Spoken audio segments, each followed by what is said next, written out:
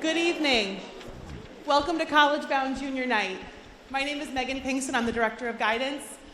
We are happy to have you all here with us this evening for our main program. This evening we are going to have two parts to our program.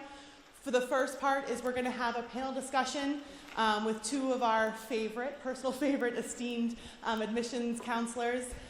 We have Joseph DiCarlo from Worcester State University and Andrew Carter from the College of the Holy Cross, both in Worcester. So we're going to start with a little Q&A with both of them, and then once we kind of conclude that, there'll be a short 2-minute stretch break, and then we're going to have a presentation from our school counseling staff. Okay? Before this evening, a survey was sent out where some questions were posed. We'll be able to answer those questions both throughout our presentations this evening, and we can answer any other questions that you have at the end of our presentation as well. You guys ready? All right. Can you both share a little bit about your schools and what you look for in applicants who you are admitting? I think this is on. Hello? All right. We're good. Well, good evening, everyone. We got some hot mics up here, but happy to be here with you tonight. Again, my name is Joe DiCarlo. I'm the Dean of Enrollment and Director of Admissions at Worcester State University. We are a public liberal arts and sciences, medium-sized university, obviously located in the city of Worcester on the west side of the city, kind of over by the Worcester Airport. Our students are coming to Worcester State because of our academic offerings, about 90 different majors. Some of our more popular programs are biology, business administration, nursing, psychology, criminal justice. A lot of our students are also studying education. We were founded as a teachers college. Celebrating our 150th anniversary, we offer a comprehensive 4-year degree program for students looking to obtain a bachelor's degree, residential experience. So in addition to obviously really strong academics, our students are complementing their education through internships, study abroad, undergraduate research. Many of our students also live on our campus. We house about 1,600 students. We offer a 4-year housing guarantee as well. Vibrant campus community with extracurricular activities, about 45 different clubs and organizations, Division III athletic program with about 20 different sports. So students can really get that full comprehensive college experience. In terms of what we look for in students, it really focuses primarily on the students' academic preparation coming out of high school or from their previous institution. We want students to be successful in our classrooms and on our campus, and that really begins with how they prepared themselves academically. So in our review process, we primarily focus on the students' transcript, their course selection, their rigor of their curriculum, and their overall grade performance. We feel that that's the best indicator for our admissions committee to determine that the students have prepared themselves to be successful in our classes. Other things like letters of recommendation, extracurricular involvement, those all can add to the students' overall candidacy, but for us it's really focused mostly on the academics and on the high school transcript. We'll get into a little bit more throughout the night and with your questions and the nuances of how maybe those different components of the application can factor into an admissions decision, but for us it's academics. And in terms of profile, we really look for students to be pretty much solid B students. That is a good baseline. So if you have students that have a solid 3.0 high school GPA, they're considered eligible for admission to Worcester State. Above that, and they may just be more competitive for things like an honors invitation to our honors program or a merit scholarship. But one of the things that I really love about Worcester State is our commitment to being accessible to as many students as possible. So we really work with students on a broad range in terms of their academic background. So we'll consider students for admission that fall anywhere from a scale of a 2.0 up over a 4.0. It's really about demonstrating that they've prepared themselves to put the work in to make a successful transition to college, to have motivation and determination to utilize resources that are available to them to be successful on our campus. So that's one of the reasons why I love working at Worcester State, and I think our students are really impressive because of the hard work and determination that they have on our campus to achieve their goal of earning a 4-year bachelor's degree, to really move on, become beneficial members of society, and hopefully get a good job and be successful in their goals beyond their college education.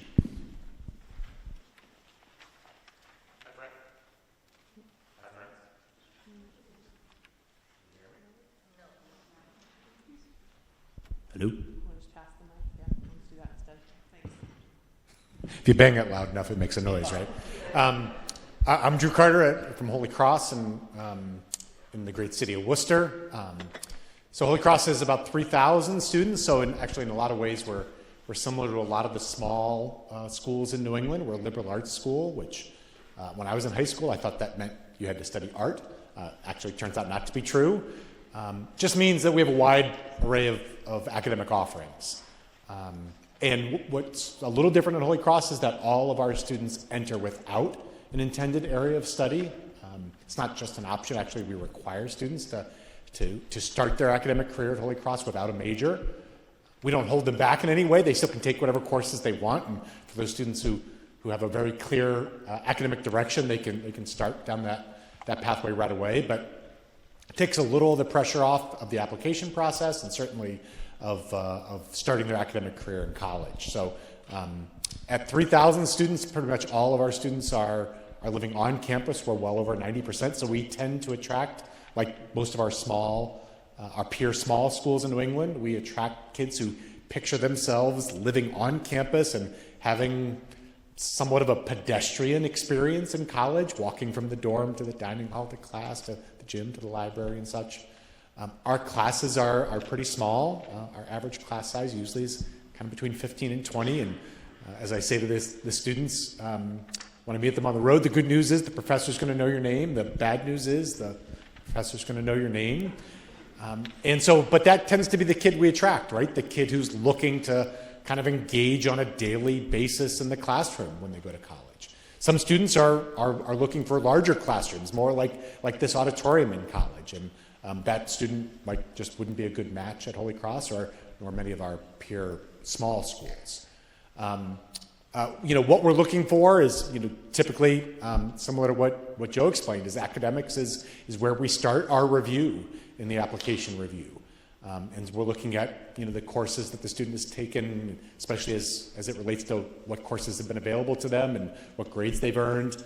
Like a lot of other grade schools, we're test optional, so standardized testing is at times part of our review, but often is not.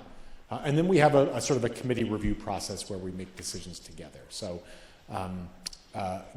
what that brings is, sort of a lot of stress for students at times during the application process. And this time of year, a lot of stress for Joe and I reading applications and moving down the chain of making decisions. But, we all look forward to the spring, not just for warmer weather, but for this process to be done and to be moving on to welcoming students to campus later this summer. So that's about it. It's great to be here. As students and their families begin the college search, what is your advice for how to initiate searching for colleges and building a balanced college list?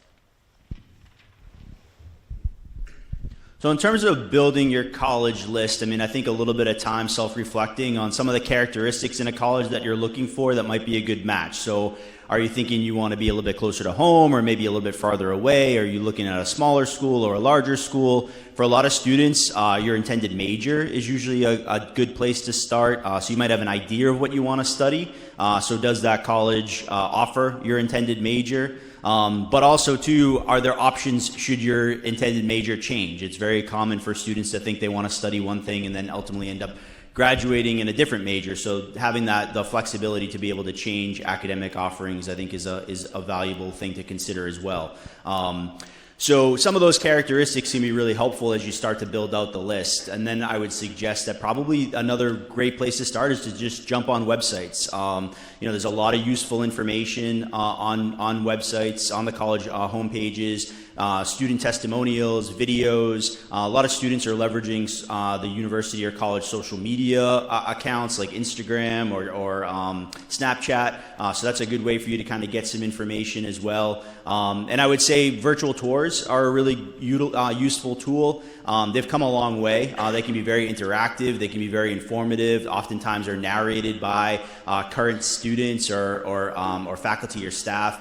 So that will give you a really good kind of first initial exposure to the colleges or universities you're considering before you actually maybe jump in the car and take the trip to visit the specific campus. So in building that list, it's thinking about the characteristics, using some of the college search opportunities that are out there to kind of narrow that list down, to filter it down to match some of those qualities that you're looking for, and then leveraging the resources that are available online through the university or college website and virtual tours to kind of get that initial first ability to explore what the college has to offer. I think the other thing I'll add is that I think this is a really important time to ask questions. I'll use me as an example, right? Thinking liberal arts meant I had to study art. We take, in the college world, we take some of this language for granted. And even in the guidance counseling world, right? Some of this language we take for granted, and some of it, or if not, perhaps most of it, may not make complete sense to you. It is not just okay, but probably strongly encouraged to ask questions now, ask for clarification, and to build a vocabulary, a working vocabulary around colleges. And, I talk to a lot of students sometimes who go to the small high schools and, I say, what are you looking for in a college? I say, I want to go to a big school. And that's because they're at a small high school and they want to be at something bigger. But, your frame of reference is I work at a small school that has over 3,000 students. And the scale changes when you move from high school to college. So some of that vocabulary, this is a good time to build it because it's a little awkward to ask that in October or November of your senior year. What does liberal arts mean? All of a sudden I've got a list of only liberal arts schools, or I don't have any liberal arts schools on my list. What does big, medium, small mean at the college scale? Do I have to declare a major when I apply? If I'm applying to a specific school at a university, what does that even mean? Am I on the same campus or not? This is a good time to ask some of those questions. And that takes a little guts. That takes interrupting a school counselor or an admissions counselor and being like, hold on. Can you just explain what that means? And sometimes you might have to do that in front of your friends or your peers or your family. But trust me, that sort of insight and that sort of working vocabulary gives you so much more leverage, so much more power, and will make your college search process so much more effective. I think a lot of these transfer applications that we see are from students who had misunderstandings along the way, whether about colleges and universities or about themselves, and sort of failed to ask questions at critical times. So ask as many clarifying questions as you can, and you'll be in a much better position next fall. Drew, you mentioned that at Holy Cross students enter without a major. At other schools, at Worcester State and beyond, do students need to know what they want to major in? Does it matter? Does it not? Is it better, worse, indifferent? And what happens, how would you advise students kind of exploring what majors to actually choose? Sure. So there are opportunities. And one of the things that Drew and I will joke about tonight is that you're going to hear the word sort of "it depends" a lot because it's going to be dependent upon the college or university that you may be applying to. But generally speaking, there are schools that you're applying for general admission. So you're just applying to get into the school, and then they will help you to figure out what you want to major in as you go through your curriculum. There are other schools where you're applying, and they ask you to select a major. Sometimes that is, they're basically just kind of getting a sense of what you might be interested in studying. You're not necessarily held to that. And then there are other schools that basically are offering, their programs are by direct entry only. I'll just give you an example at Worcester State. We do ask students to indicate what their intended major is, but you can apply business, and if you decide that business isn't for you, that's totally okay at Worcester State. You'll have the flexibility to be able to change your major, maybe to criminal justice or psychology or even art. With one exception, we offer one program that's a direct entry only program, and it's our Bachelor of Science in Nursing. Nursing tends to be a very competitive and selective major regardless amongst most institutions, and is so at Worcester State. So if you want to study nursing at Worcester State, you have to apply as a nursing major and be admitted into the program as a nursing major. There are some larger universities that, maybe it's a pharmacy program or a physical therapy program or an architecture program that also might fall under the category of sort of being direct entry only programs, meaning your only opportunity to apply and to be admitted into that program is to apply directly into that. They don't take internal transfers, external transfers. You can't change your major into those programs at a later time. But other programs like an English major, history, education, biology, oftentimes will allow that flexibility for students to kind of come in or change out of that program. So it's going to be dependent upon the school, but you'll find, again, some of your more selective majors, ones that have capacity due to accreditation or availability of laboratory space, like your nursing programs, maybe your occupational therapy, architecture, pharmacy, physical therapy, engineering programs. It might be that those are direct entry only programs because they receive far more applications than they have space available in order to admit students because of the selectivity of those programs. So it's going to depend on the school, but it is something to definitely be mindful of as you're applying to different programs. At Worcester State, I always tell students, if you're on the fence about nursing, apply to nursing, because if you get in, you can always change your major out of nursing, but you can't change your major into nursing at a later time, if that makes sense. What do you think is important for families during campus tours and visiting campuses? Obviously, I think visiting campuses is a great idea. It's sort of like trying on the clothes, right? It gives you a sense of scale and size and feel. I think a lot of times, that we hear in our work, I like that school, I had a great tour guide, or I didn't like that school, I didn't have a great tour guide. And I was just actually telling a good friend the other day who said that to me about a particular school. And my advice to her was to say, think about that tour guide as the real estate agent at an open house. They're there to explain the features, but you're evaluating the house, not the agent. Same for a visit to a campus tour. If you're taking a guided campus tour, I hope you're there to see the school and to allow that student guide to tell you about it, but please be evaluating the school, not the tour guide. For better or for worse, that's just one person. The other thing is I generally encourage families to try to spend a little time away from the campus tour. My usual advice is to say, go to the student center. At every college campus, there's a student union or a student center, and there's a coffee shop there. Like, grab a smoothie and just sit down for like 10 minutes. And in that 10 minutes, a lot of times what you will see and learn about is student life. You'll see how the regular students dress, not the tour guides. You're going to see advertisements for the ski club trip that weekend, and you're going to see professors stopping to talk to students, and you'll get insight. You'll see copies of the student newspaper, right?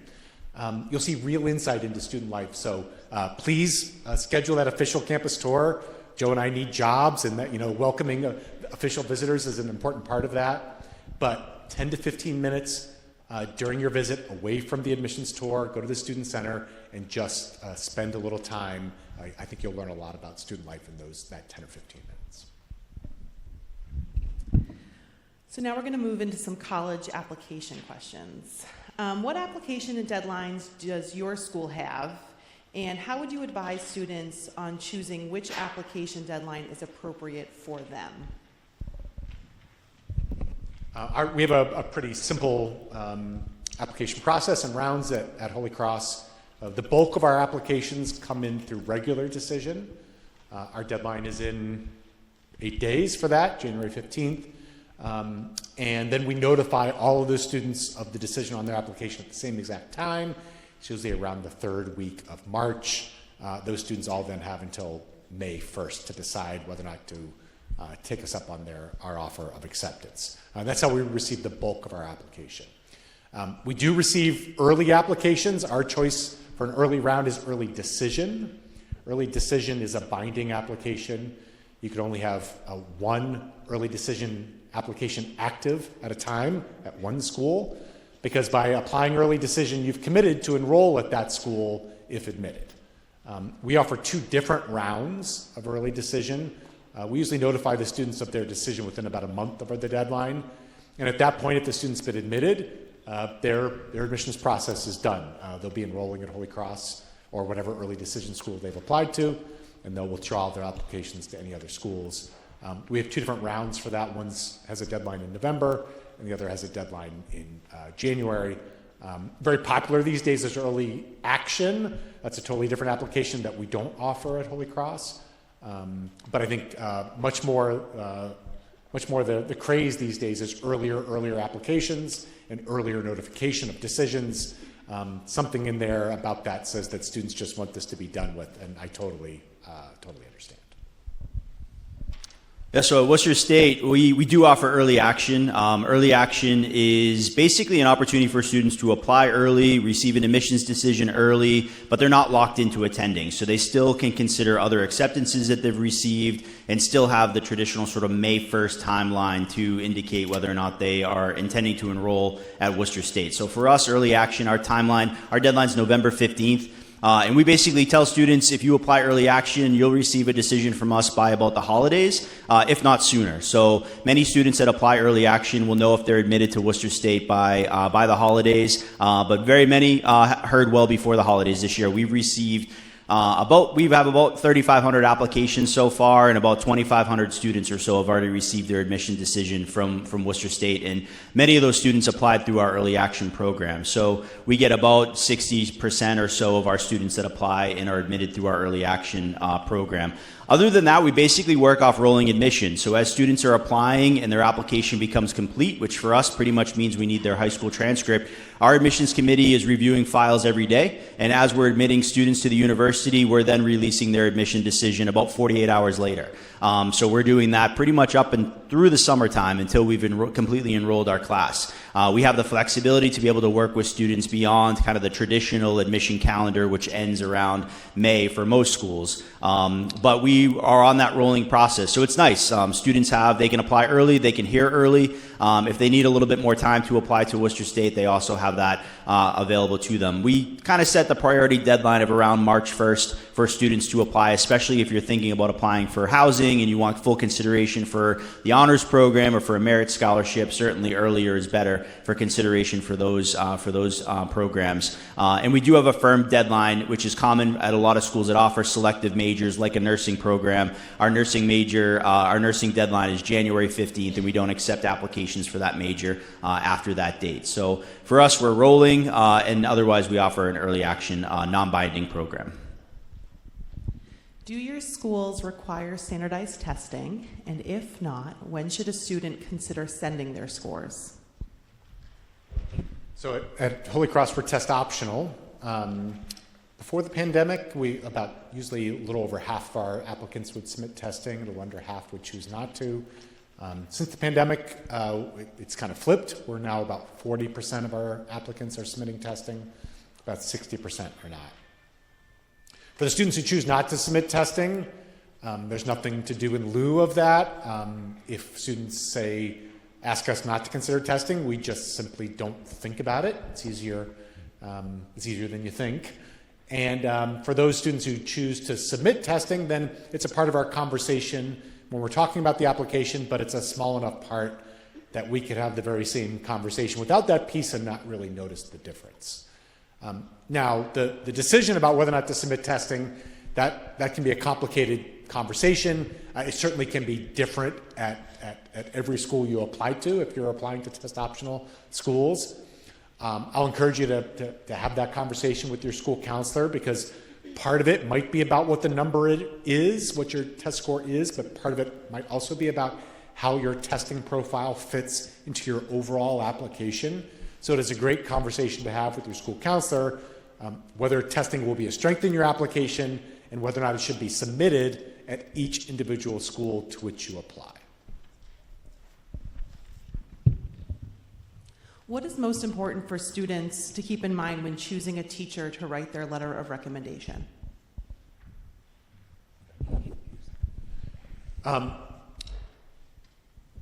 It does not really matter what grade that teacher gave you in that class. What matters is how well does that teacher know you and what will they say about you in your recommendation. Now, many students are going to choose a teacher that they had junior year to write a recommendation for when they apply during their senior year.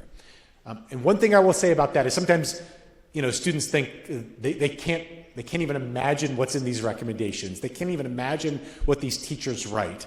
They can't even imagine, it just like pops out of nowhere. And I will just say to you this. For the most part, teacher recommendations, especially for teachers who have taught the student during junior year, these recommendations are filled with observations and anecdotes and adjectives, mostly witnessed during the second half of junior year. It sounds cheesy when I say it.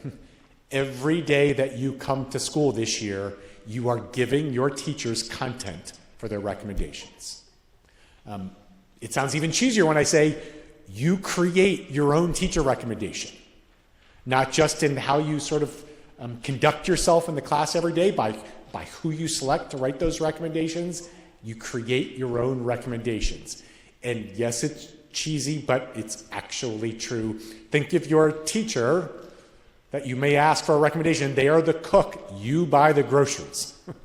If you want them to say you're hardworking and earnest and persistent, then conduct yourself just like that in the classroom.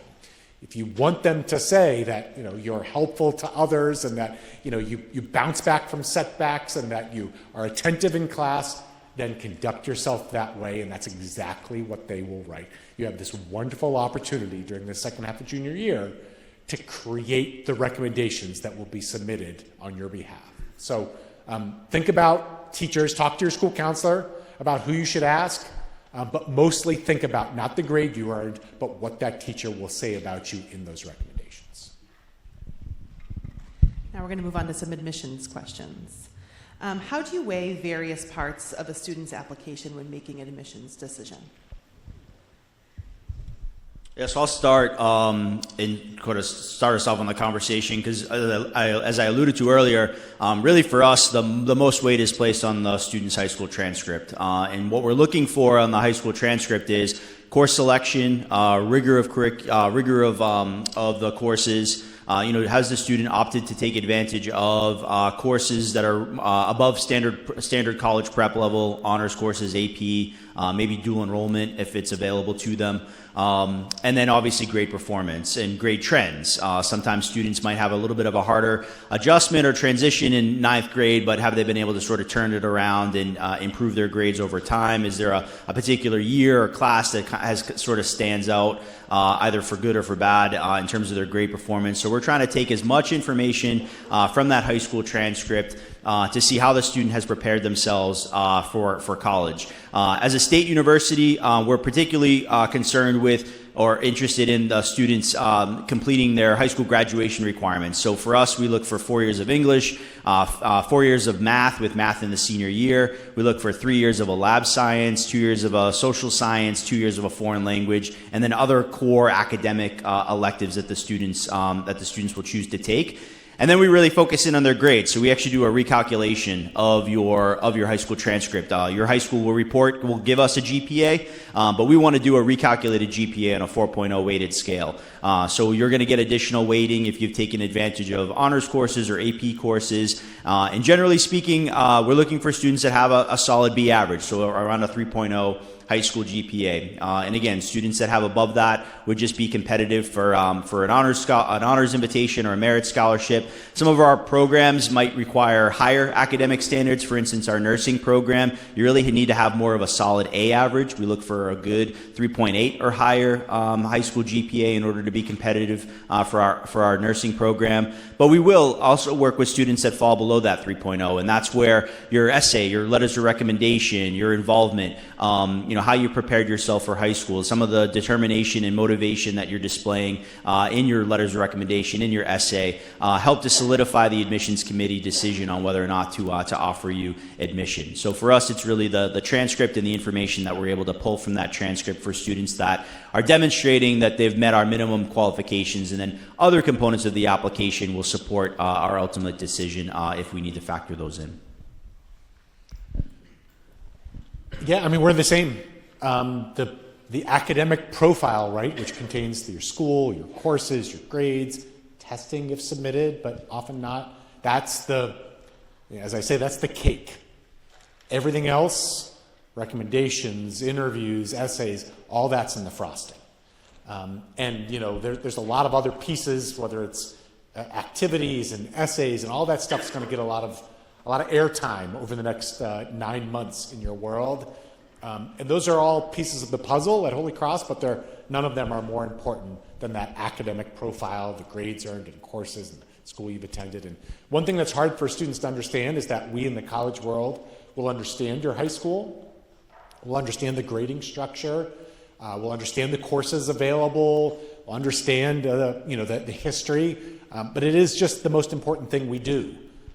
And it's our job not just to create that perspective before we evaluate a student's application. And perspective, we have to understand that high school, and we have a lot of tools on hand, at our own institutions, but a lot that will be sent with your application and with your transcript. So it's something we have to do for your application, and every application we receive is to understand that setting and that perspective. And it seems impossible in a student's mind, but it's probably the most important thing that we do.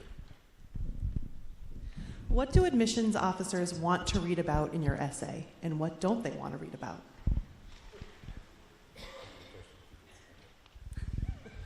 I was going to say, it sounds like you're hungry. There's a lot of cake talk. Yeah. You're going to hear, if you go to college information sessions and, I don't know, if you poke around online, you're going to get way more essay advice than you ever need. And you're likely to forget 99% of it, so that's good, because 99% of essay advice is just bad. All those people on social media, they're on social media because they're not reading applications. They don't really know what you should write your essay about. If you're paying somebody to tell you what you should write your essay about, that's fine. I think there are better things to do with your money than that, because no one really knows what you should write your essay about.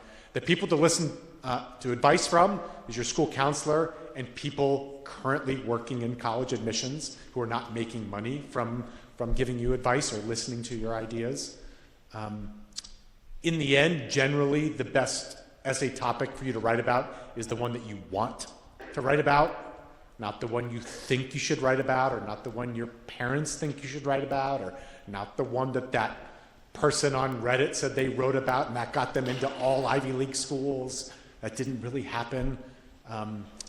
The topic you want to write about is typically the ones that we want to read about. It's not the most important part of your file, but it tends to be one of the more enjoyable parts of the file. But talk to your parents, talk to your school counselor, make sure your topic's appropriate, but if it's one you want to write about, typically it's one that we are happy to read about. Yeah, I mean, there's really no right or wrong essay topic, good or bad. I think it's, for us, it's essays that are a reflection of you as the student. We can tell when an essay was written by the student and that they really believe in what they're writing, right? And I think a good essay, not so much about the topic, but a good essay that tells us more about you as the student that we haven't gathered from other components of the application is certainly going to add value.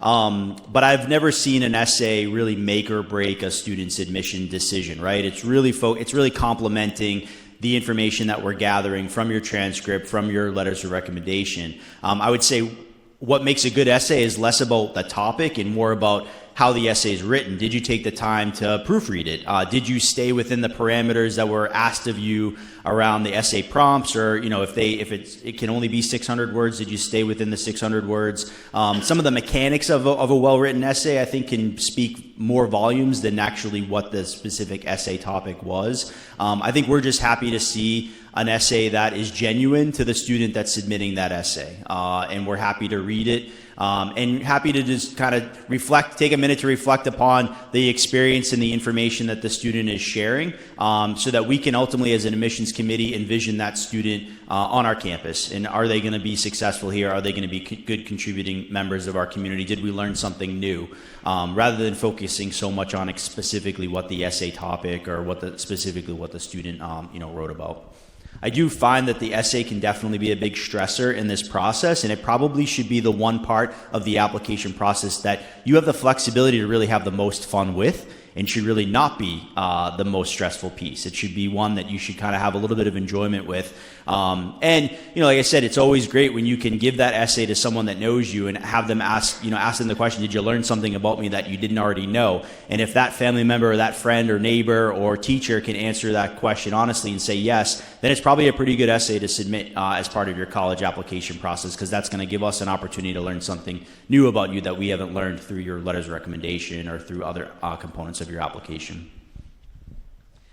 Does your school conduct interviews? And if so, what role do interviews play in the admissions process? At Holy Cross, we do offer interviews, both a small number in person, but mostly virtual interviews. For us, it's a great way to add color and depth and texture to the student's application. Applications can feel a little two-dimensional sometimes, and when we've had the chance to interview that student, you read that interview write-up, it really helps bring that student to life. They're optional, they're certainly not required, but I will just say if my children were applying to Holy Cross, they would be interviewing, so that there's a little tip for you. And an interview is a conversation, it's not a quiz, there's no trick questions, it's students aren't asked questions that they don't already know the answer to, because the questions are about them, and not just about them, but the questions are just a way for a stranger really to get to know them a little bit better. And I think students are usually pretty nervous for the first 45 seconds, and then all of a sudden the interview's over and they realize, oh, that was so much better than I thought it was. It's also an opportunity for students to get to know the college that offers interviews, because at the end of every interview, the college will give students the opportunity to ask questions.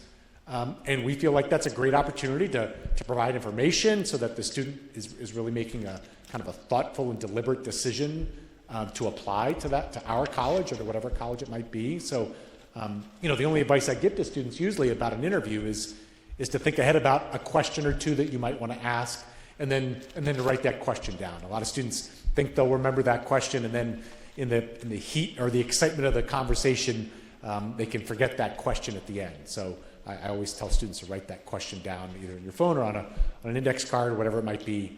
But certainly not all colleges will offer the students the opportunity to have to have interviews, and there's different timelines for when those might be available, but that information is usually available on the college's website. Yeah, we don't offer interviews at Worcester State, but I've worked at other institutions where we have, and I think Drew gave a really good summary of the interview process, but the only thing I would add is that you may not always be interviewed by an admissions counselor or a member of the admissions staff. It could be by an alumni interviewer. It could be by maybe a current senior that's sort of a lead in the admissions office. The interviews could be conducted on campus. You might have if you're looking at a school maybe out of region, they may be traveling up this way and maybe would meet you at a coffee shop or somewhere to conduct the interview more closer to home, or more commonly now too, you might have the opportunity to interview virtually. So there's a lot of different dynamics to sort of consider when you're preparing for that interview in terms of who may be interviewing you and the format in which that interview may take place. But again, oftentimes that's going to be shared with you as you're going through the process of scheduling that interview. But they can take a few different formats. Thank you both.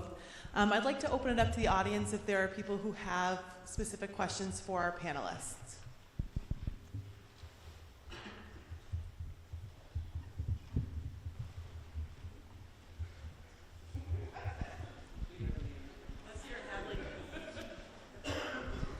Hi, how many teacher recommendations do you recommend, and is it better to have more, or how many do you recommend to get?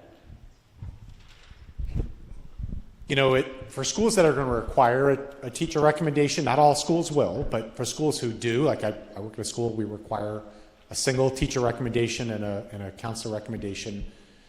My recommendations usually are whatever the required number is plus one. That there's a difference there between required plus 6. If you send to whatever school it is, if they require a teacher recommendation, if you send the required number or the required number plus 1, I can nearly guarantee you that they will all be read.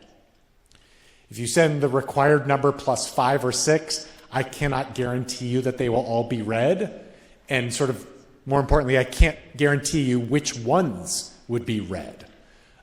So consult with your school counselor about who to ask, about how many to send. And then if you're applying to a very specific program, if you're applying to an engineering program, that they may recommend a recommendation from a science or math teacher. There's a few little specifications that might be important to you, depending upon which schools you're applying to and which programs. But those are good conversations to have with your school counselor as you go through, particularly through the spring of your junior year.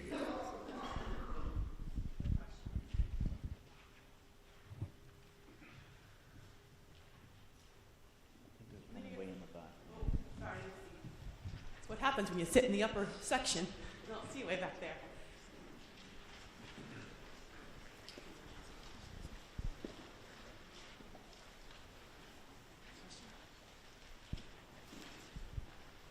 Do the recommendations have to come from teachers from your junior year?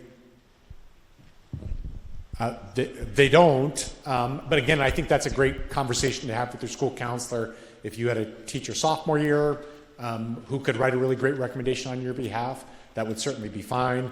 If you're getting back to ninth grade, I think that might be just a conversation to have with your school counselor. That also might be the opportunity to go one beyond the required number. Hi. It might be too soon to know, but now that the state of Mass has decided to do away with MCAS, how are the grades or the stuff they have to complete be tallied for other colleges?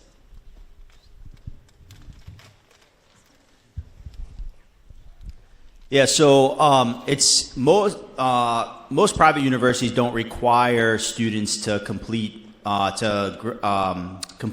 pass MCAS in order to enroll at their college. So usually what we're looking for is that students have successfully completed high school, and that's determined by basically the high school saying that the student has satisfied their graduation requirements and have obtained the high school diploma. The MCAS requirement is usually contingent. If the student doesn't pass MCAS, then they can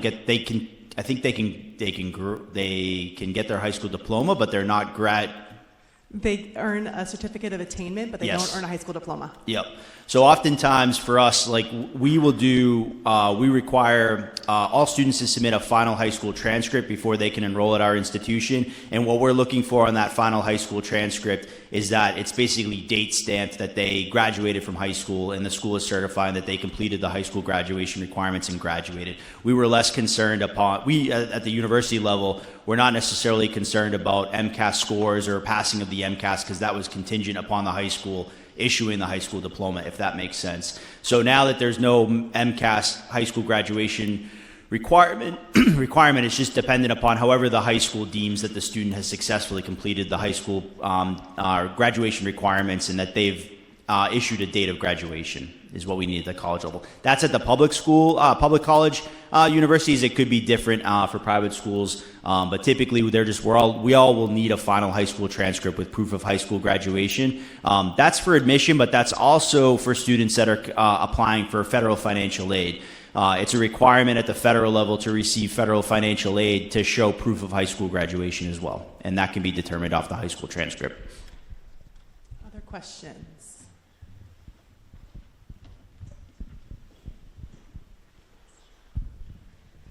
As the students picking their senior year classes, is there any majors that require classes that might be outside just the normal base requirement, like your nursing program? Would it require additional classes they might not otherwise select?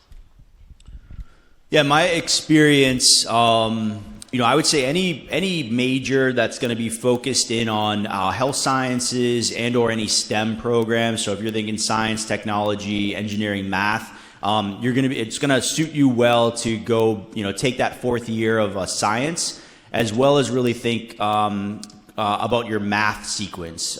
So for instance, most engineering programs are going to require at least a minimum of pre-calculus. Some more selective engineering programs are going to like to see calc. For nursing, we really like to see students get as through as many math courses as possible, but it's favorable if they can get to, a lot of times we get the question like, do you like pre-calc better or stats? And I typically tend to steer students for nursing towards stats because Statistics is a course that they're going to have to take in college as part of their nursing curriculum. So it's just going to give that foundational level in high school. Your school counselor is going to be well versed on sort of the sequencing for those types of courses depending upon the major. But I would say any health profession, any STEM field, 4 years of science, 4 years of math, and really for more selective programs, your options are going to be whether or not to take sort of that AP Calc or your Calc course versus statistics course. And it could vary depending upon, whether you're going into the health field or whether you're going into the STEM field in terms of whether you choose stats or Calc. In regards to merit aid, how does early action, early decision, rolling admissions, or regular admission play into what chances for a student to get merit aid? I'll just say that's a great question to ask of schools individually. At my school, it makes no difference, and I think you may hear that at many schools where it makes no difference. But at some schools, you're going to hear that it actually does make a difference, that they have, priority deadlines to apply for their merit awards. So if you're at one of those college information sessions after the campus tour, that's a great question, and to kind of keep track of the answers you're receiving at each individual school. We'll do one more. Oh, we'll do two more. Do you have any tips for students that are looking to either take like a study abroad program at one of your schools or look to apply colleges outside of the USA? I mean, the first piece about study abroad is sort of wildly popular these days, and every college is going to brag about their study abroad opportunities, and they're right, because study abroad is popular everywhere these days. A few of the things just to be aware of: some schools offer what you would imagine to be pretty traditional study abroad, and other schools offer what you might more think of as, or what I would more define as study away, where you might be at I'll use my school as an example. We don't offer this kind of program, but you would be at the Holy Cross campus in Rome for a semester with Holy Cross professors and Holy Cross students. Now, we don't offer that sort of program, but that's what a lot of colleges do offer. Other schools offer what would be more traditionally defined as study abroad, where you're taking courses at a foreign university, which the only stipulation there is you have to have some working knowledge of the language of that country. But every college is going to brag about their study abroad programs, and it's authentic because the programs are really great now. They're widely available, but understanding whether they are specifically run like satellite campuses of that home institution, or whether you're taking classes at a foreign institution is an important differentiation, because some colleges may offer both, but the school I work at doesn't. So that it's a little bit of a differentiation. That it's a good follow-up question when that rep starts bragging about their study abroad programs. Can you share a little bit about the Common App versus the non-Common App? I mean, I hear a lot about that, and I don't know what you guys use or your experience with other colleges, because sure is great to be able to reuse your material more than once, so would love your thoughts. Yeah, so the Common App, it's pretty much in its name. It's pretty common. I think there's over 1,000 schools now that accept the Common Application. Basically, it's a standard admission application that's accepted by over 1,000 member schools, so that you can fill out one Common Application. However, individual colleges may have supplemental questions that they add on at the end of the Common App that are tailored specific to that institution. But it does afford a lot of convenience for students to be able to kind of streamline their admission application process by filling out a Common App that's accepted by a Common App member school. And it also oftentimes is connected into the school counseling office, so it can help facilitate the submission of transcripts and letters of recommendation. Worcester State went Common App maybe about 6 or 7 years ago, and so it's been great for us. We probably see close to 95% of our students utilize the Common App. Students that aren't utilizing the Common App may be utilizing our own, homegrown Worcester State application, because they're very, very intentional. Worcester State's the one school they want to apply to, so they're just going to use our own Worcester State application. But we really have no preference whether you use a Common App or whether you use an institutional application. Oftentimes the information that's being asked is the same on both. There's no competitive advantage in terms of the admissions process. It's really just more convenience for the student to be able to submit one application, select, I think up to 10 schools to receive their application, and then again have that nice convenience plug into the school counseling office to facilitate the submission of the other supporting documents for the application. So I think there's over 45, almost 5,000 colleges out there, but maybe about a little over 1,000 or closer now to 50. There's a really big burst of colleges that joined the Common App shortly after COVID as well. So most of the schools that you'll likely be applying to are accepting the Common App. Thank you both very much. All right, so the second half of our program this evening is going to be conducted by our school counselors. For most of this process, we are going to break this process down for students and families. This will be the only time that we sort of run through the process soup to nuts. And the reason for that is it's a lot. There is a lot of information that we're about to give you all. And we want you to see how the process is going to unfold for you and your family over the next year and a half. But as we start to move your students through this process, we are going to talk about what they should be doing now and what they should be doing next. And we're going to chunk it, okay? These slides are going to be available. We have resources available that you have timelines and all of that stuff that you received this evening that are available on our website as well. So you'll be able to kind of get all this information and kind of look forward if you're sort of a little bit ahead of the curve in the timeline. That's great. But just know that we know that what we're about to give you is a lot of information, and our intention is just to show you how it all plays. But then when we actually move your students through the process, we're going to make it much more manageable in terms of size. So take a deep breath, all right? This is overwhelming. For many of you, this is the first time that you and your family have gone through this process. We want it to be enjoyable, maybe even fun. Let's get a little crazy. So we want you to kind of know that we're here to help as much as you and your family needs.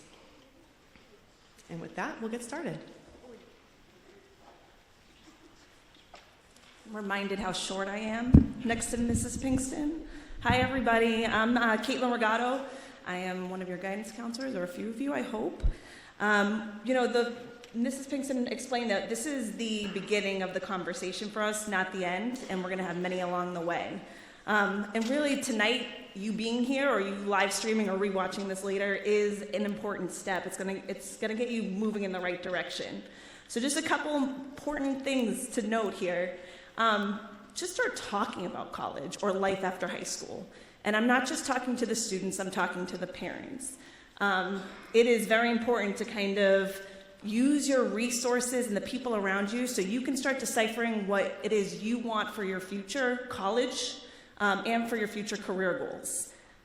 Knowing what your preferences are, knowing what kind of plans and dreams you have for yourself. These conversations with your counselors, your teachers, your employers, and your parents are really, really vital to the start of this process. And then, like Mrs. Pinkston said, we're going to chunk it. Taking one step at a time makes it way more manageable and way less overwhelming.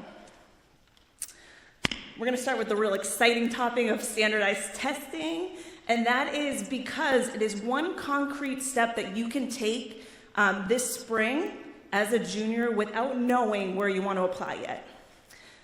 There really are two modes of testing. There's the SAT and the ACT. Now, historically, they might have had some big differences, but nowadays they're very similar. The biggest difference is the ACT has a science session that is scored. However, this April, that's going away and it becomes optional. You can pay an additional amount of money to take the science content if you'd like to be scored for that. So even in April, the tests are going to be even more similar than they were last year. They're both digital. They're both about 2.5 hours for standardized time. And they're testing your reading, writing, your English, and your math. Up here is the registration information, so you guys can go back to it at a later date. But really, those additional notes are the most important thing. make sure that you are using your Google Docs or a notebook, staying organized and knowing your usernames and passwords. That might sound silly, but you are responsible for sending your test scores at the end of this process or to the schools that you're sending them to. We do not have access to your ACT or your SAT accounts, and they are not the easiest people to communicate with. Be mindful, as Drew and Jill mentioned, of what each school you're applying to requires or what those majors require. Each school might look for something different.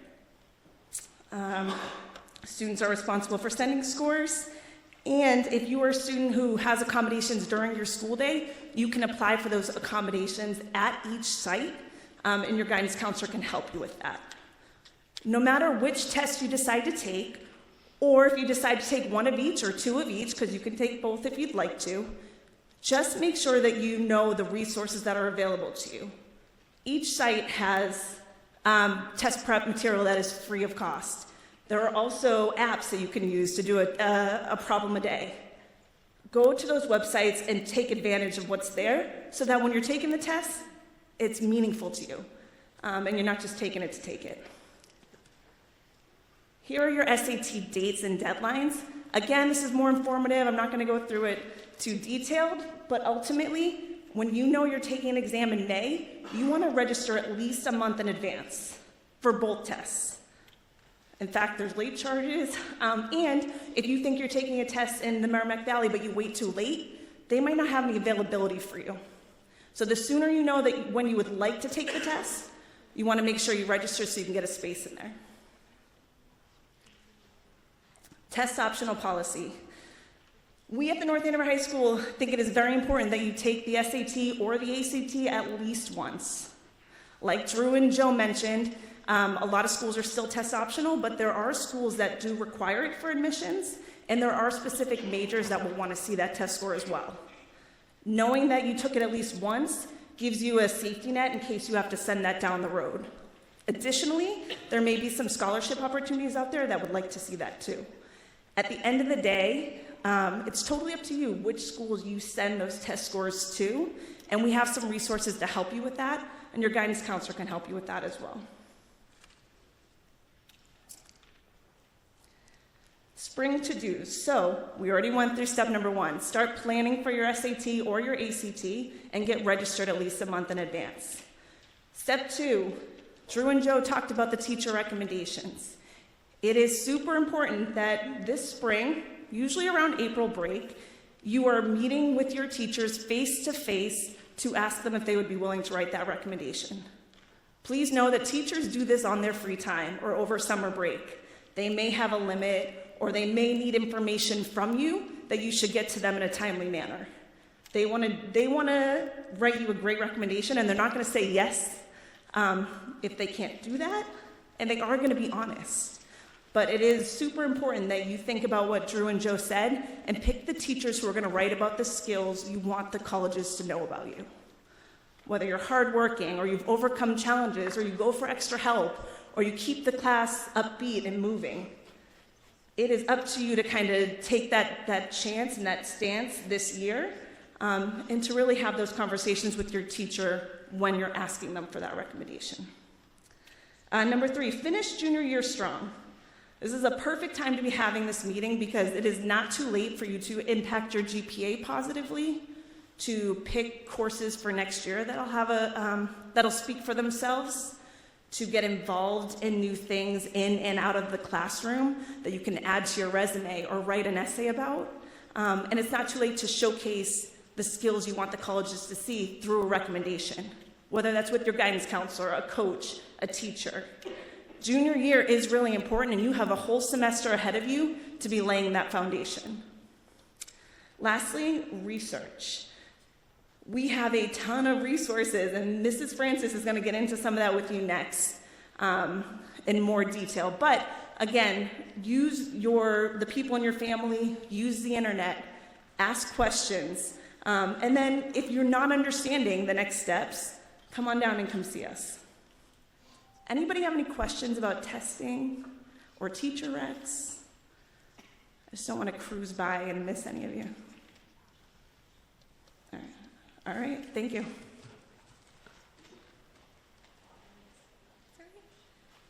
I'm Megan Francis, guidance counselor. So nice to see so many of you out here today. I'm going to give you some resources. Know that this is not the first and last time we'll be sharing these with you. As Ms. Pinkston mentioned, we do give students checklists in the spring, and then again in the fall, we create a to-do list, and on that we will have many of these resources dedicated to doing what they're are there for. So collegeboard.org, that's a website that you will go to register for the SAT. So some of you may already be aware of that. There's also SAT prep for free on that website through Kaplan, so I think it's a good idea to check that out. If you think you're taking the SATs, that's a great place to start. Common App, you will spend more time on that next fall, and that is where you will fill out your application for most of your schools on the Common App. And as they mentioned earlier, you'll fill that out one time and you can send that to many of your schools. Fairtest.org, that's a website that I really like. It's a comprehensive list of schools and what standardized tests they require. So they update that very regularly. So if you're wondering, you're going through your list of schools and you're wondering if you need to send your SATs and what tests are required, check that out first. You can organize that by state. And have a good list of what the latest protocol is for standardized tests. North Andover Guidance, hate to toot our own horn, but I think it's a really great, valuable resource if you have not been there lately. We do update it regularly. I'm going to show you that in a minute. And Naviance. Naviance is a web-based tool that we pay for as a high school. It's very helpful. So if you leave here tonight and your head is spinning and you don't know where to start, Naviance is the place. But we will be meeting with juniors in classrooms. We'll be meeting with students one-on-one, and we'll talk about all these websites again, but I just wanted to give you them now so you understand what we're talking about. So, okay, here's our website.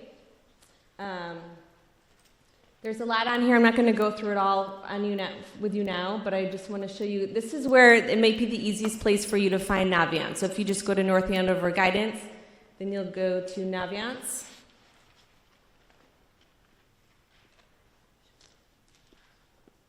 Then we wait.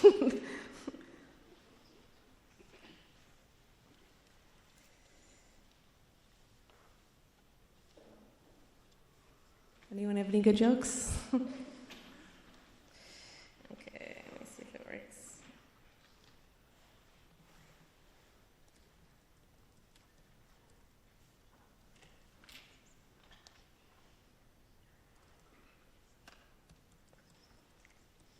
This was my worst fear, actually, and now it's happening.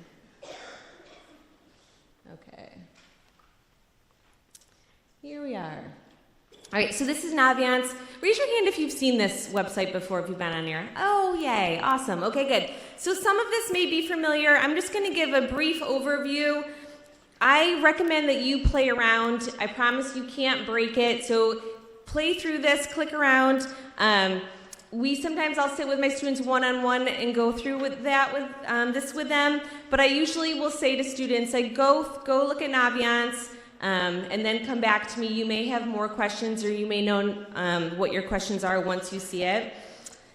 I know that it's hard to begin the process. So I do feel like self-discovery is a tool right here. I think it might just be the best place to start if you are a junior and you're kind of feeling overwhelmed.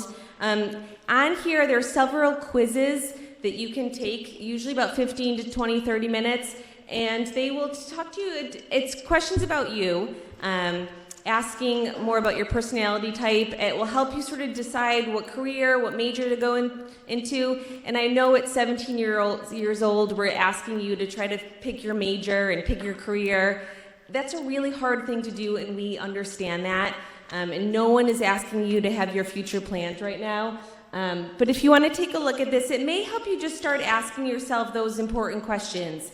What are your likes and dislikes? What do you enjoy? What are you good at? So this, I think, is a good place for you to start there. So my recommendation is when you go home this weekend and you're your parents are telling you to start doing some college stuff, start here. It's kind of fun actually to start introspectively thinking about who you are and what you want to do. Once you've done that, there's a career tab here as well. I'm not going to look too much I'm not going to show you that now, but you can go look at that at home. And then if we go to College Home, this is the hub of where you'll be spending most of your time this year and then again in your senior year. The top half you'll be spending time on this year. The bottom half I'm not going to talk too much about, but just so you know, the scholarships, actually applying, and teacher recommendations, that we'll talk to you more about in your senior year. In college visits, in the fall, we have college reps coming, and we'll talk about that a little later, but this is where you'll come to sign up for those rep visits. So if you're starting out and if you have no idea, no schools in mind, no major in mind, I would start with the Super Match. This is a comprehensive little quiz, and it will ask you to make decisions about what you're looking for in a school. In the end, it will give you a list of colleges based on the criteria you have chosen. So you might not know whether you want a big school or a small school, whether you want to be in the city or the suburbs. That's perfectly fine. That makes sense for right now. And we're going to talk about this later. I don't want to steal Miss Tran's show. But once you start to visit schools, start to make lists of what you liked and what you didn't like. And then you'll start to have some answers. But so right now, this is going to ask you to, well, let's start.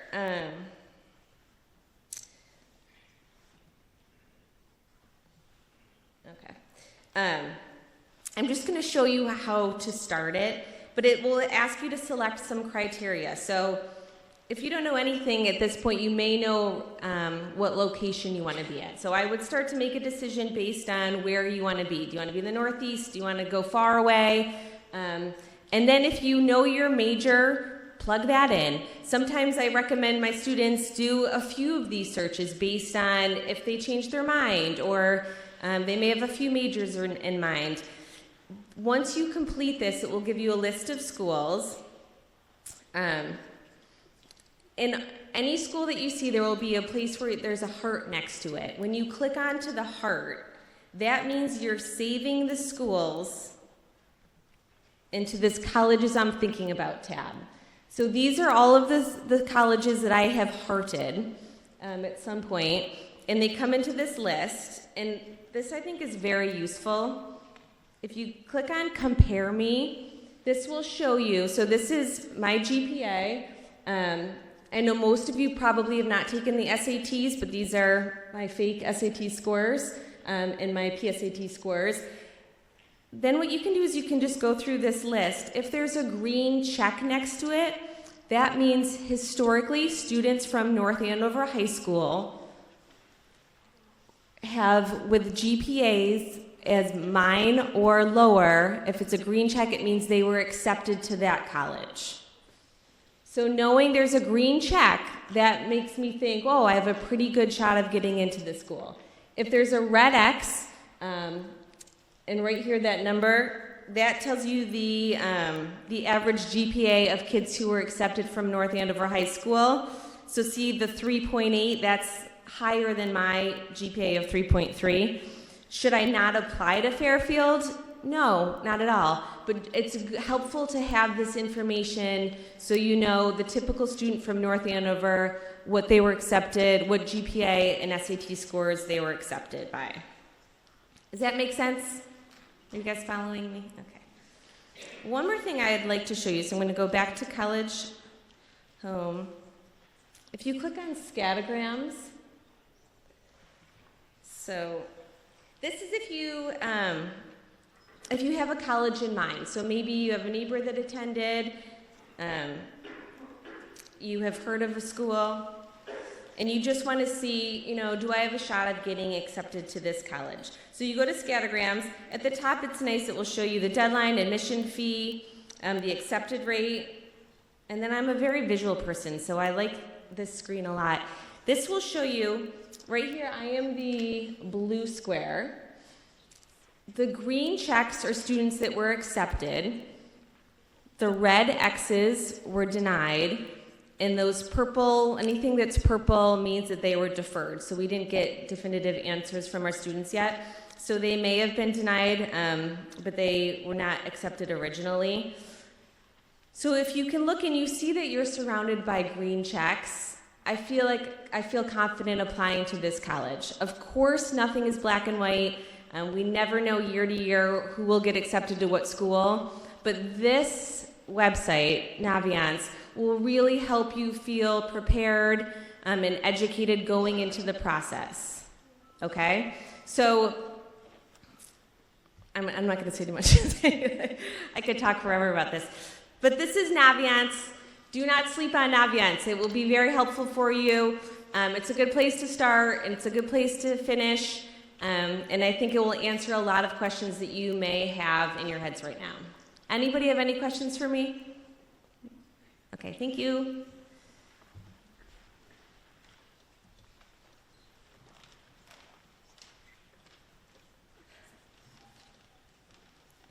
Hi everyone, my name is Fong Tran. I'm one of the school counselors. I'm here to talk to you guys about demonstrated interest, which is a big part of the college application process. Demonstrated interest essentially is how colleges assess how interested a student is in attending their school. Colleges and admission reps have reported that they use the demonstrated interest to gauge how likely a student will attend their school. Colleges like seeing students interact with the school or finding ways to learn more about their school, and they use this data to pretty much see how many times each student interact with them, whether it is going on a college tour, talking to college reps, or even simply sending them an email, asking them about a question about a program that they offer. So they use this data to pretty much predict if a student will attend the school if they were to be admitted. There are many ways to show demonstrated interest, and one of the ways as a North Andover High School student is attending our college rep visit program.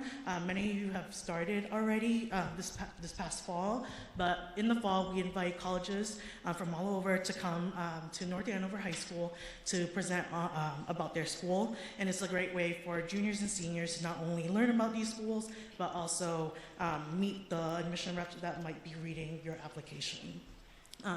Other ways to show demonstrated interest is attending college fairs. There are local college fairs that you can attend. There are Phillips Andover invites everyone or welcomes everyone. Peabody, and I guess we have one coming up at Merrimack.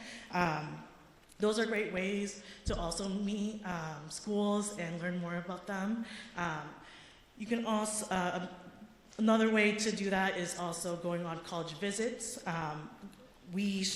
I, as a counselor, always tell my students to go on these college tours. As juniors, you have 3 college visit days, and as seniors, you'll have 5. But essentially, these college visits, you'll have the opportunity to potentially miss school if it's on a school day, but you'll go visit the school and check it out, form some opinions, form some preferences on what you like or don't like.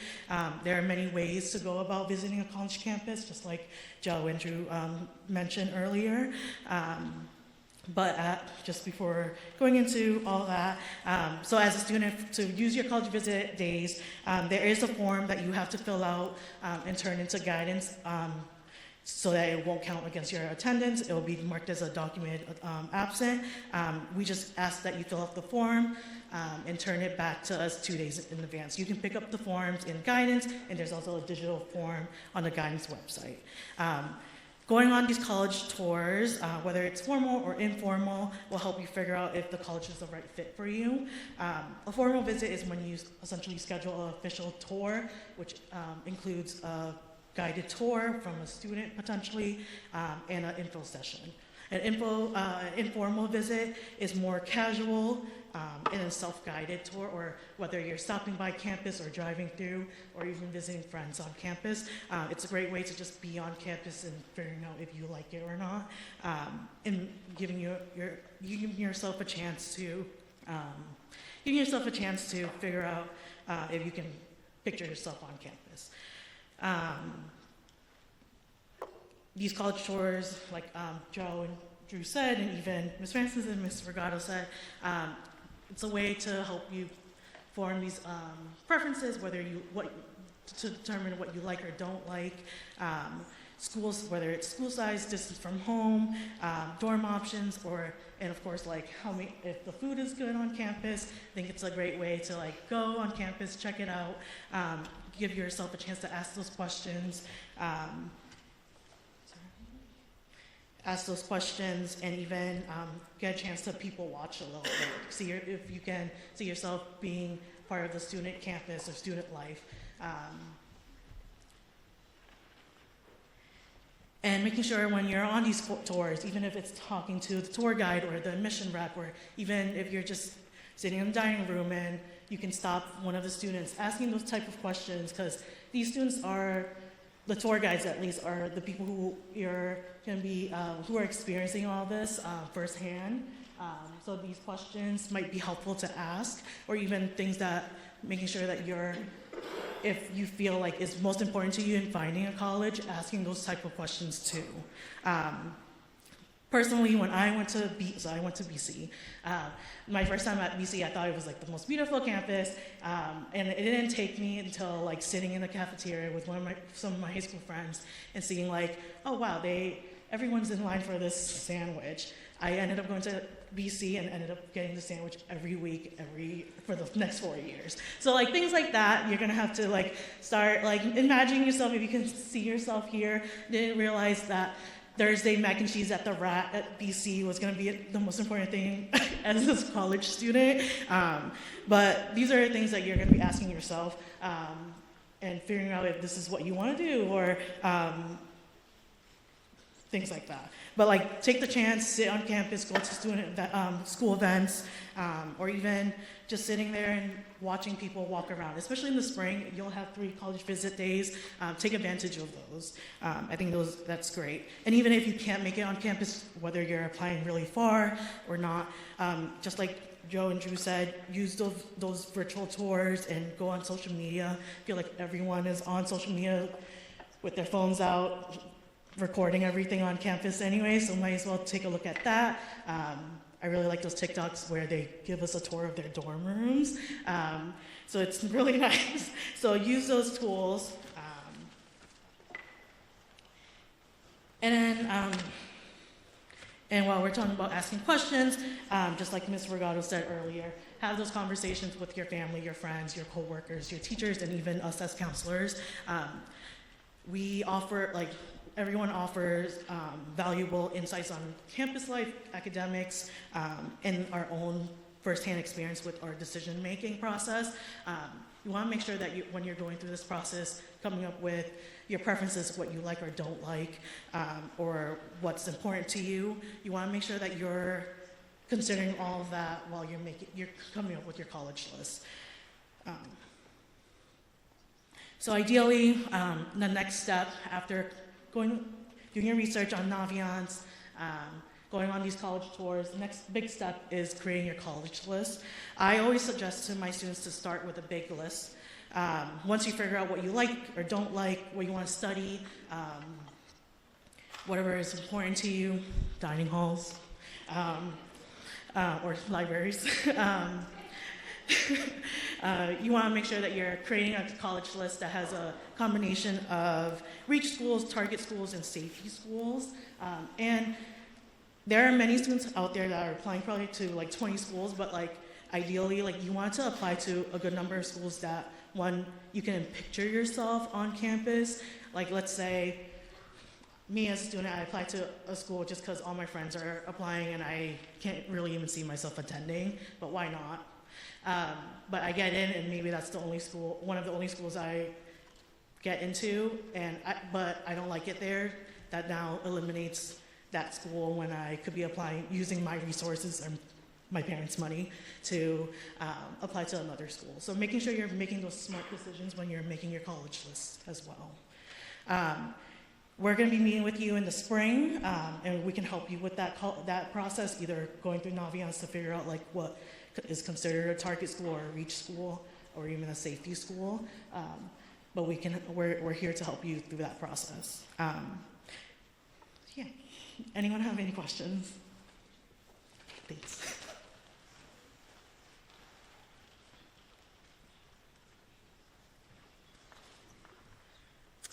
Hi friends, I'm Ms. Hebert, one of the guidance counselors as well. This is about the part in the night where people start to glaze over and get really overwhelmed. I'm here to add to that for you a little bit. Just kidding. I'm not going to spend a lot of time on the application itself. We will do a lot of that with students this spring when we're talking about different deadlines. I think Joe or Drew had talked about the different types of deadlines, so early action versus early decision. Generally, for those deadlines, you're thinking November 1st. Some schools recently are starting to move their deadline up a little bit. October 15th, we're seeing for Clemson, Georgia Tech, UNC, Chapel Hill. So just be mindful when you're doing your searches. I feel like these days about 80% of our students are applying whether early action, just because, like Drew said, they want to find out earlier, and I don't blame them. We want to know too. So kind of getting organized is the biggest step. When we're thinking regular decision, usually that's a January 1st, sometimes February. And as Joe talked about, rolling is going to be they'll take them at any time. Just remember with the early decision, that's the one that's binding, so you get one early decision, and if you are accepted, you're signing that contract and saying, yes, I will attend that school and withdraw from all of my applications from my other schools. So just be mindful of that. If you have questions about should I do early action, should I do early decision or regular, you have 6 counselors here. We have decades of experience. Please utilize us the next 2 years. We do know the answers to most questions, and the ones that we don't, we will find out for you always. We work alongside each other pretty closely, so anything I don't know, someone else I know will. So if you ever have a question, don't hesitate to ask. Nothing's too big or too small, okay? Like I said, I'm not going to spend a lot of time on the application and the ins and outs of it. You'll hate me forever if I did that. But I do want to talk about it's kind of like a preview, what to expect with the application, right? So how many people here have heard of the Common App? Joe talked about it, right? So the Common App is one application that you fill out. You can send to over 1,000 schools. However, you have to pay for each one, right? So there's an application fee. Application fees are they can range from $25 to $100 per school. So usually I would say the average is probably about $50. So when you're making your college list, sometimes we have kids who apply to 25 schools. We're like, oh my goodness, that's so much money just in application fees. Use us. Be mindful. We can help you cut that list down a little bit. So the application itself, so you're going to have the Common App. So I'll talk about that for a second. This is just a screenshot. Our students get very nervous about filling out the Common App. It's like they're afraid of it. And what I will tell you, I think it's the easiest part of the whole process. They're going to ask you questions, and you know the answers to them. The profile is your name and where do you live. The family, who do you live with? Education, where do you go to school? What are your grades? What classes are you taking? Testing is whether or not you're going to report your SAT scores. Activities I'll talk about in a second. The writing is just where you upload your essay. So, I don't want kids or parents to be afraid of starting the application. And actually what we find with our seniors is they put it off, and then they do it, and they're like, it wasn't that bad. I'm like, I know, we've been telling you that for months. It is what it is. I would say spend your most time on your essay. It's the one time you get to be personal. It's where it's not just numbers. You get to talk about yourself a little bit. I really thought they answered the question about the essay well. If the essay is important to you, it's going to be important to the person reading it. We read lots of them, and I'll tell you the best essays are about the most mundane things because it really gives you an idea of who the kid is in front of you and what's important to them. I really enjoy reading essays of students. It helps us get to know the kids a little bit better and kind of what they're thinking. So spend a lot of time on that. When you're thinking of when should I write my essay, I would do a draft this spring or this summer, so you come into the fall with a draft that teachers can review or counselors can review with you. It is the most stressful part, in my opinion, of the application because it's writing and we want to make it perfect, and it is important for us. So my advice is do that in the summer and have a draft done. The activities section is another spot, honestly, where you get to demonstrate your writing, but maybe in a different way. Activities are going to ask about what you do in your spare time. Colleges want to know, what are you doing when you're not in class? Are you involved in your community? Are you doing sports or clubs? Are you in the band? Are you in Drama Guild? Do you volunteer? Colleges love kids who have jobs. It shows responsibility. Are you someone who has to take care of your siblings and get them off the bus? That's just as important. That's something, it doesn't always have to be something incredibly formal that goes in that section. If you can explain it well and be thorough, it really gives the reader a sense of who this person is. So that's really another time for colleges to get to know you, the person, for you to demonstrate your writing, and for you to tell them what you do in your spare time that's not just Netflix. Although that would be mine. So that's kind of like the overview of the Common App. When we're thinking about when should I start my Common App and create my account, I would tell you August. That's usually when Common App rolls over, so you would create your account. If you're a student sitting in the audience, for God's sake, please write down your password. We cannot get it for you. It's very frustrating when you come into the office and you can't sign into your Common App. So just make sure as you're going through this process, you're staying organized and writing down passwords and usernames. But I would say August would be the time to start that, so then you come into the fall. We can review the whole Common App with you. If there's questions you don't know the answers to, we know them. And so we can make sure it looks perfect before you hit submit. And it's pretty exciting when kids hit submit for the first time. You get a little confetti, and it's kind of fun. The last thing, this is like a real preview. So a couple of things. Students are responsible for doing their application and for writing their essay and for submitting that on time to the college. Your counseling staff is responsible for collecting your transcript, your teacher recommendations, and we will write a recommendation for all of you as well. So you'll send your application and essay to the school. We'll send your transcript and teacher recommendations, and the school will get it and then download it. The only way we know where you're applying is if you fill out a transcript release form. You don't need to do anything with this now. We will hit kids over the head with it and pass them out like hotcakes in the fall, but it's really just our communication tool to know where our kids are applying and to ensure that their materials get there on time. It's a very easy form to fill out. Your name, your counselor's name. On the left, application deadline. Let's just say you're applying to UMass Amherst. That's a bad example because they're not November 1st, but we're going to say that they are. Application deadline, November 1st. Application type, I'm going to apply early. I circle early, name a college, I put in UMass, the 2 teachers or maybe 3 who are going to write for me, and then circle whether it's a Common App school or a non-Common App school. It's the only way that we can keep track of where you apply, and it's the only way to ensure that we'll get your materials there on time. We ask that you do your first one 30 days before your first deadline. Again, this is a form that will be available on our website, in our office. We will hand out all the time in the fall. Don't even worry about it tonight. It's just a preview. The biggest takeaway from tonight, I would tell you, is to just start the process. I know it's stressful, but it should be fun. We want you to go and visit colleges. It's the best way to figure out what you like and what you don't. And you might think you want a huge school and then get on that campus and be like, whoa. You got to go see it for yourself as you're building that list. Start big, kind of pare it down, and use us whenever you need. Good. Questions? Sure. Early decision, does that increase the chances or the opportunities of getting into the school? Loaded question. I think personally, it depends on the school. A lot of times kids will use that. So it's obviously the best way to demonstrate interest, right? If I'm going to say I'm going early. Anecdotally, I would say maybe. I think for a student, if, let's just say the average GPA to get into a school is a 3.9 and you're like a 3.75, could that be helpful? Yeah, it might be. I don't have strong data to back that up yet this year, but it feels like sometimes that can be beneficial for you. Yeah, and that's a conversation to have with your student's counselor, and we can kind of talk about that individually. So it might change for different kids in schools. Other questions? Yeah.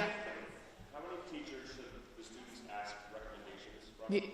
Yeah, so we recommend that students ask 2 academic teachers for recommendations. Many schools will require a minimum of 1. There are a few that require 2 teacher recs, so we always say ask 2. And then the counselor rec will go in addition of that as well. Yeah.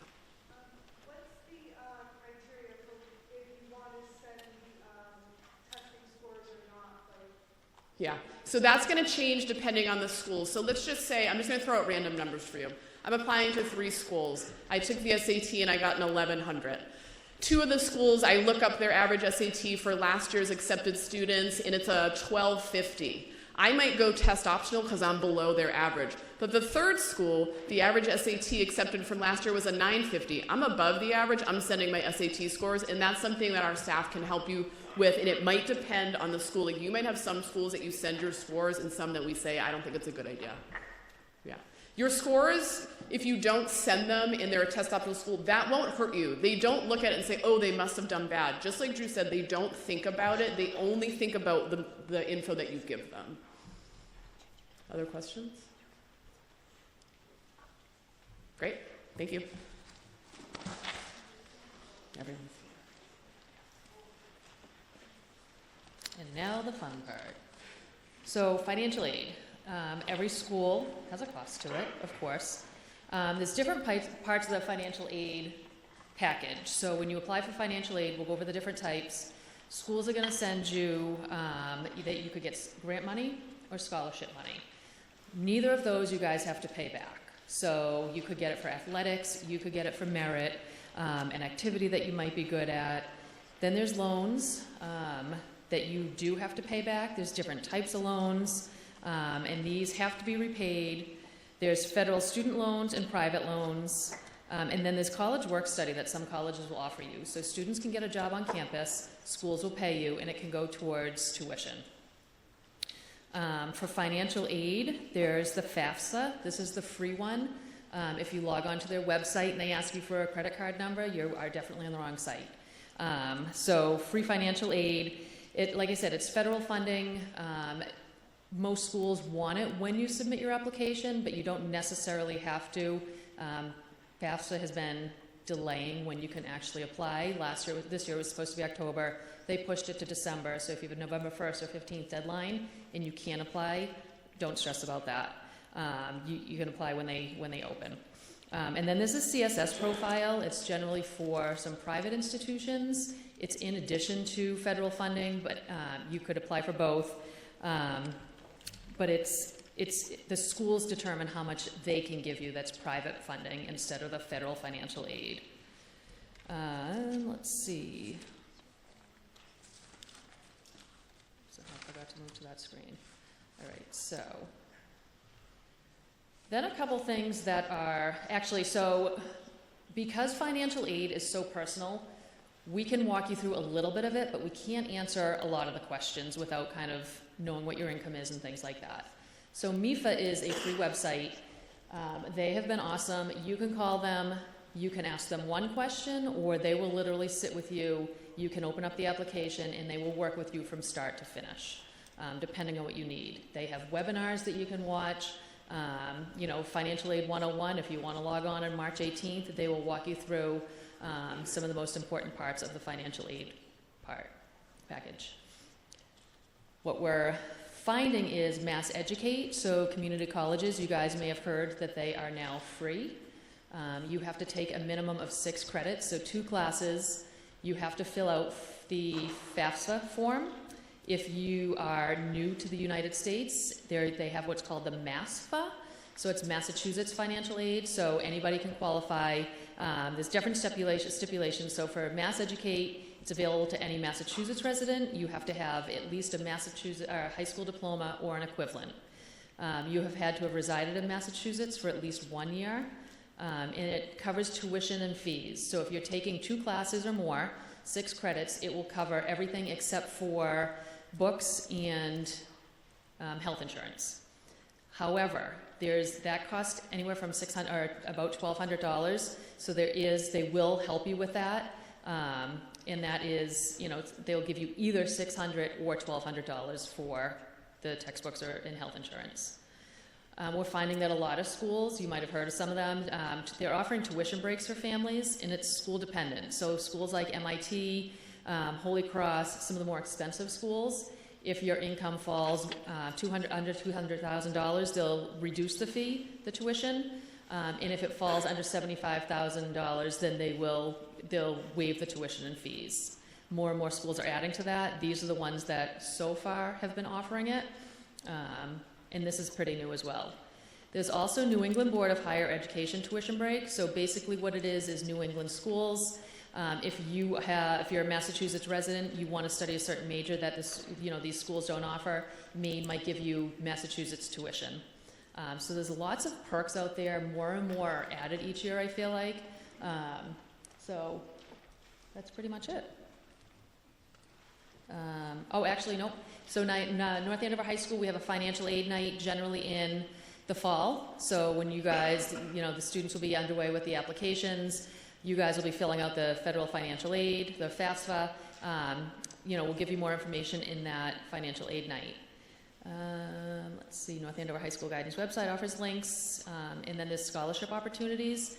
So Ms. Festa and Ms. Fallis do a great job of updating our guidance website with scholarships that become available throughout the year. So if you guys, one additional thing that you could be doing now is kind of checking out that website. It might be available to seniors only, but the same scholarships are going to be offered next year. So kind of checking out that website and seeing what you guys might qualify for as a senior. It might be based on merit. It might be based on, athletics. There's different opportunities out there for everybody. It might be just need-based. So check out the high school website. And then there's local scholarships. So the seniors are going to start hearing about that in the next month or so. And you guys may have heard about those as well. It's scholarships that are local to the community. So local banks, the elementary school that you guys went to. If you're a teacher in the district, there's a scholarship opportunity for your students as well. And again, use the guidance department as resources. We'll walk you guys through this as well. Questions?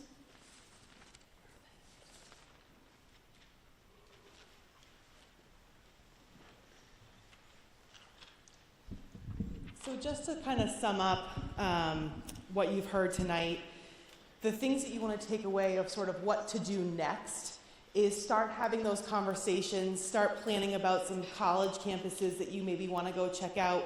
We're really lucky with where we live in terms of proximity to colleges. So we always talk about go to Merrimack College, drive to Boston one day. You can see like 9 campuses. Go to Salem, go see Salem State, go to visit Endicott. There's some schools that are pretty local to us, so start doing that. Your SATs, and then start meeting with your counselor. If you're ready to kind of dive into this process, meet with us now, and we can kind of get you rolling on this process. What questions can we help answer? Yes? Will this PowerPoint be available anywhere? Yes, it will be sent out tomorrow, and we're also going to be, the actual the presentation is also being recorded, so you'll be able to play it back again and again. Other questions? Yeah.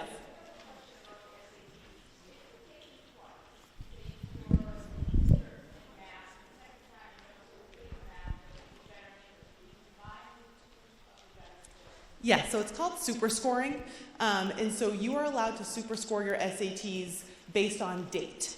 So what would happen is if you scored a 650 in math on one of your SAT administrations and then you scored a 600, you would have to, but then you kind of reverse those scores for your English. You'd have to send both scores to colleges.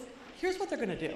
They're going to look at your score report, they're going to take the highest number, and they're going to enter it into their database. Then they're going to throw the score report away. So they're really going to just look at your best score on each test. They're not going to say, oh, but they really did 50 points lower another day. They don't care. They want to admit students, right? So they're going to look at what your best outing was. Other questions?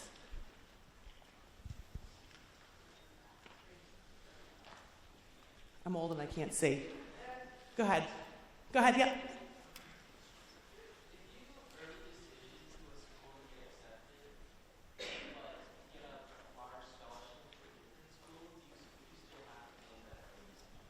Yes. And technically you would have to withdraw your application to that other school, so you would never be admitted. So early decision, there is a risk there. So making sure that it is like your end-all be-all school, and that you are financially able to attend that end-all be-all school are the 2 most important pieces to deciding to go early decision. Other questions?